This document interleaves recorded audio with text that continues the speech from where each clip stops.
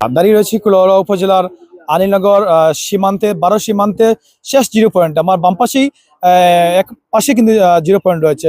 সেখানে 2024 সালে সেই বাঁধটি পানির প্রভাবে ভেঙে গেছিল। সে থেকে বিএসএফ ভারত বিএসএফ এর বাধায় এখানকার বিজিবি বা স্থানীয় এলাকাবাসী কিন্তু এই বাঁধ কিন্তু বাঁধন তৈরি করতে পারছে না। সেজন্য এই বাঁধে দিয়ে আবারও পানি প্রবাহিত হয়ে এখানে অনেকটি গ্রাম পিতিমপাশা ইউনিয়নের অনেকটি গ্রাম বন্যার পানিতে প্লাবিত হয়েছে।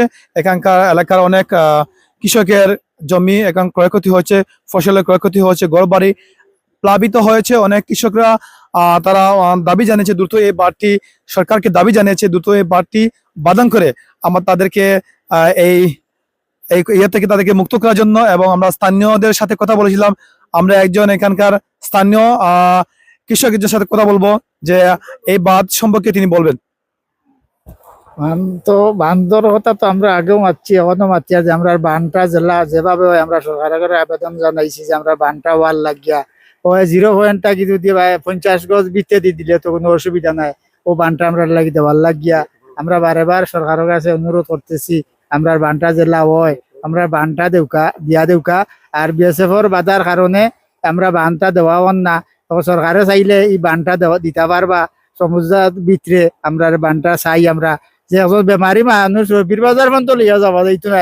এর আগে মানুষটা ঘরের ভিতরে মরি যাব গিয়া, মরার বাদে তো ইনার দফনও করা যাইত না, ডাক্তারও দেখাই যাইত না। এই বলি আমার শেষ। আর আমরা আরেকজন স্থানীয় এখানকার স্থানীয় ব্যক্তি, ওনার সাথে আমরা কথা বলবো। আসসালামু আলাইকুম। আমরা এই বানটা 2024 মনু ইন্ডিয়ার ভারতের পানি আইয়া বাঙ্গিয়া গেছে। এখন পর্যন্ত আগর বাঙ্গাও রয়েছে, ও বাঙ্গা বা এখন করেছে পানি খুব প্রচুর পানি দিতে আছে।